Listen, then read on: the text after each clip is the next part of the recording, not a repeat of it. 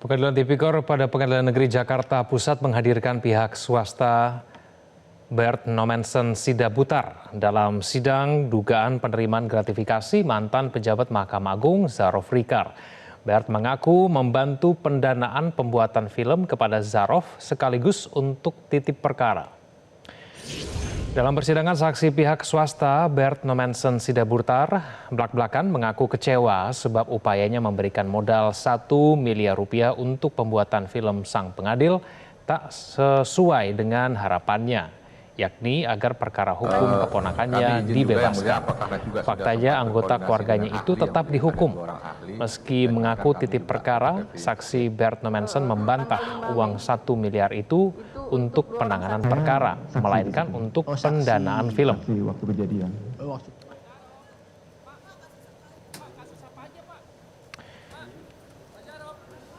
Adapun terdakwa Zarof Rikar diduga menerima gratifikasi berupa uang yang diterimanya dalam kurun waktu 10 tahun dari 2012 sampai 2022. Totalnya mencapai 915 miliar rupiah dan emas logam mulia sebanyak 51 kg dari para pihak yang berperkara di lingkungan pengadilan, baik di tingkat pertama, banding, kasasi maupun peninjauan kembali.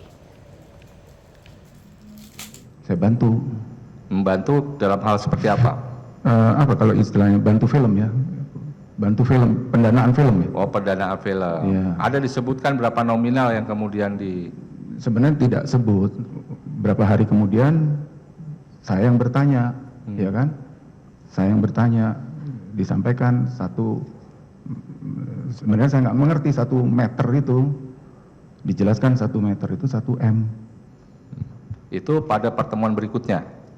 Iya. Gitu. Atau di rumah makan Kairo itu? Enggak, berapa hari? Iya. Baik, jadi dari terdakwa ada menyampaikan butuh bantuan pendanaan 1 meter disebut begitu. Terus saudara saksi ada mengkonfirmasi yang dimaksud itu benar saksi menyerahkan uang sebesar 1 miliar? Benar. Kepada terdakwa langsung? Benar.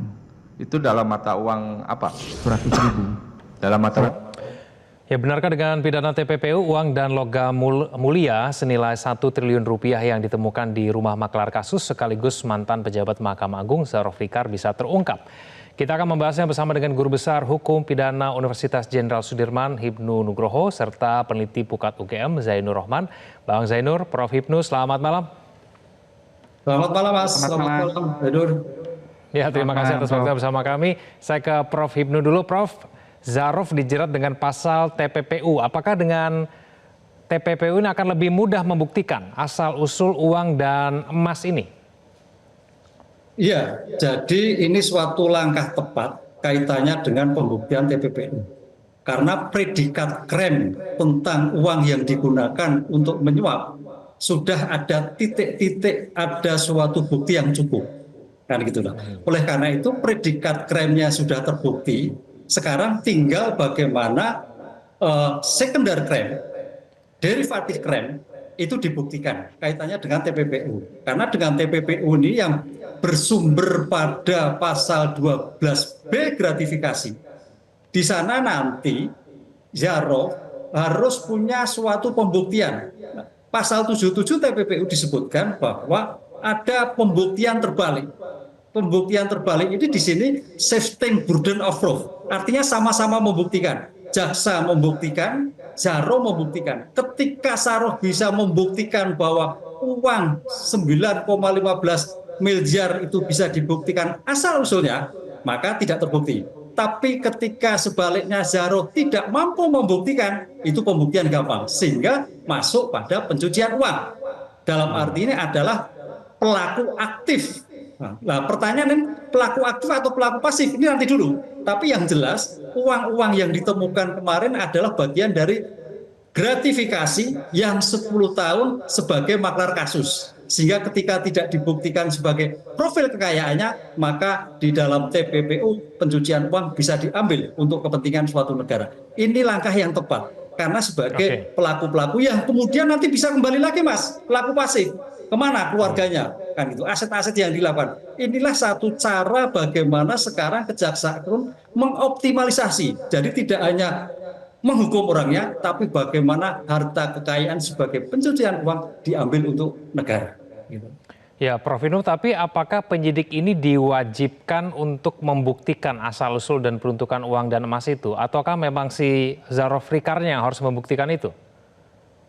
Ya, dari di sini nanti makanya JPU membuktikan berdasarkan apa? Predikat kremnya tadi bahwa ini adalah uang dari gratifikasi pasal 12B besar kan gitu. Lah dari itu bukti itu makanya dalam suatu pembuktian TPPU itu ada tindak pidana asal, ya tindak pidana yang dilakukan tindak pidana asal, ada tindak pidana turunan. Lah tindak pidana turunan itu berasal dari tindak pidana asal. Ketika bukti-bukti tindak pidana asal tidak bisa dibuktikan, itu maka di sini nanti akan pembuktian dilakukan dengan pencucian uang. Dari mana asalnya? Dari kejahatan selama 10 tahun sebagai maklar kasus. Oke, baik. Bang Zainur, 915 miliar plus 51 kilogram emas itu bagaimana kemudian dibuktikan oleh Zarofrikar bahwa itu bukan pencucian uang? Mampu tidak dia?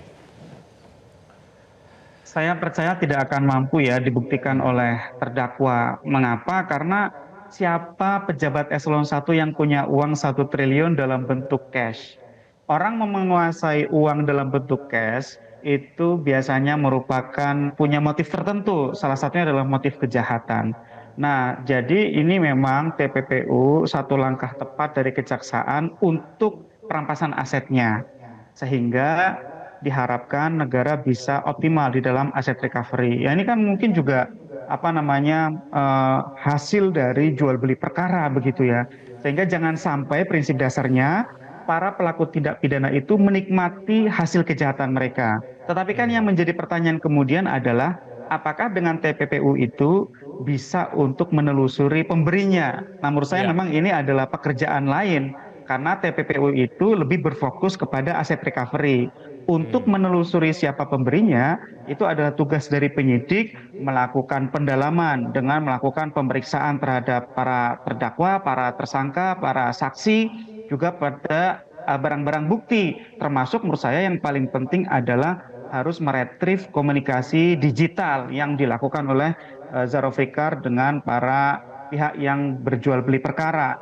Nah, kalau kita lihat memang untuk perkara yang sedang berjalan ini sepertinya kejaksaan akan mampu untuk membuktikan asal-usul uangnya karena kan pemberinya jelas yaitu dari kelompoknya Ronald Tanur. Tetapi untuk uang sisanya itu kan susah gitu ya.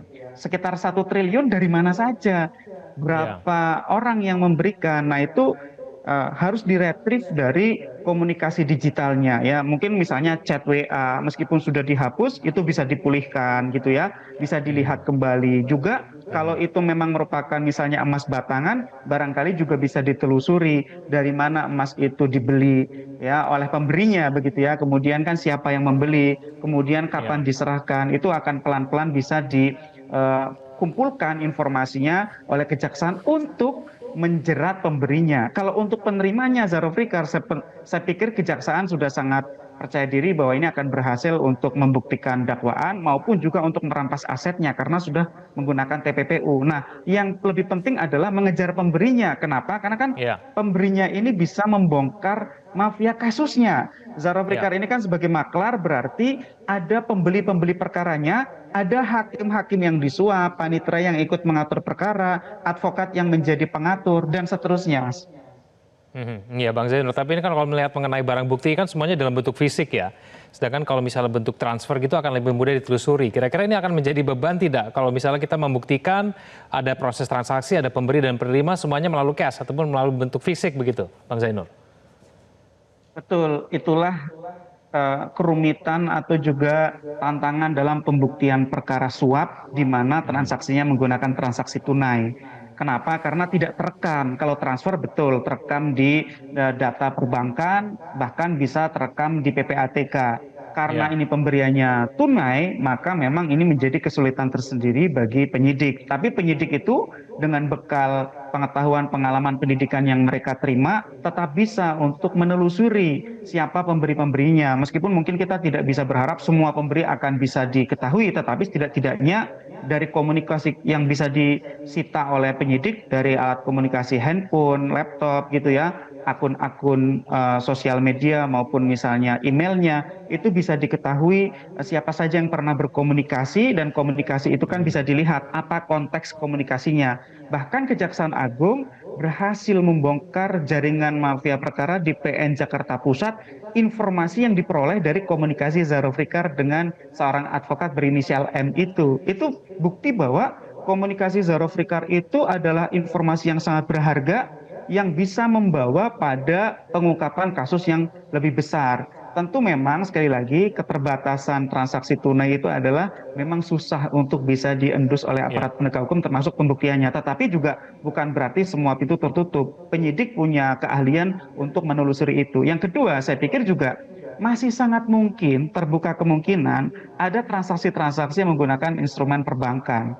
Baik secara langsung kepada Zahro Fikar maupun orang-orang kepercayaannya, apakah itu keluarga, pembantu, supir, ajudan, tetangga, siapapun begitu ya. Biasanya kan transaksi itu menggunakan nomine, menggunakan nama orang lain untuk titip agar tidak mudah diindus oleh aparat penegak hukum. Nah ini juga harus ditelusur oleh penyidik, sehingga juga menurut saya penyidik juga harus membuka kemungkinan ada harta benda lainnya yang dimiliki oleh Zahro Fikar di luar 920 miliar dan 51 kg emas itu yang berasal dari tindak pidana. Mungkin sudah masuk menjadi harta benda dalam bentuk properti misalnya yang sudah dicuci sehingga seakan-akan berasal dari perolehan yang sah. Sehingga menurut saya ini tugas dari penyidik masih sangat banyak, sangat penting untuk bisa merampas semua aset hasil kejahatan dan membongkar jejaring Zahro Fikar ini. Bisa dibayangkan kalau ini bisa dibongkar, berapa banyak aparat penegak hukum kotor, nakal, jahat yang bisa runtuhkan, yang bisa dihilangkan dari sistem peradilan kita, sehingga harapannya sistem peradilan kita bisa menjadi semakin lebih baik, Mas.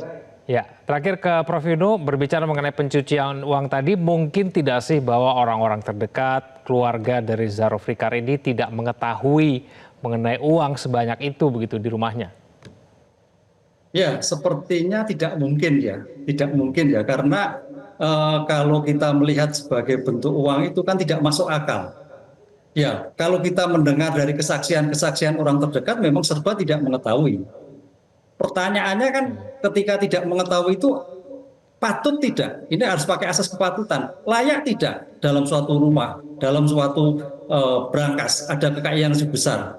Itu yang menjadikan oleh karena itu dalam seperti ini maka tadi disampaikan bahwa bagaimana mengungkapkan kasus ini masih tetap berjalan, tidak hanya uang yang diberangkas tapi aset-aset yang dilimpahkan, dialihkan sebagai bentuk berwujud, tidak berwujud, bernilai tidak bernilai, kemudian terkait dengan harta-harta yang sama sekali bisa dibuktikan dengan IT, itu sudah harus dilakukan. Sehingga ini kan tadi katakan kan, ini kan hanya pas 9-15 miliar itu yang terkumpul TPPU. Jadi harus juga sejauh mana uang itu disembunyikan, disamarkan kepada pihak-pihak lain.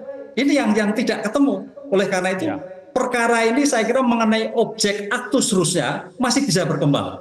Tentang subjek pelakunya, Mas Yainur tadi sudah menyebutkan. Sehingga kalau Jaksa Agung mau mengungkap bisa berjilid 1, jilid 2, jilid 3, jilid 4. Ini yang saya kira sebagai bentuk upaya bagaimana kondisi sekarang menjadi peradilan baik, ya tergantung Jaksa Agung. Kita doakan mudah-mudahan berjilid-jilid ini mudah dilakukan sehingga ke depan peradilan Indonesia menjadi lebih baik, terhindar dari makar-makar kasus yang ada di dalam suatu peradilan.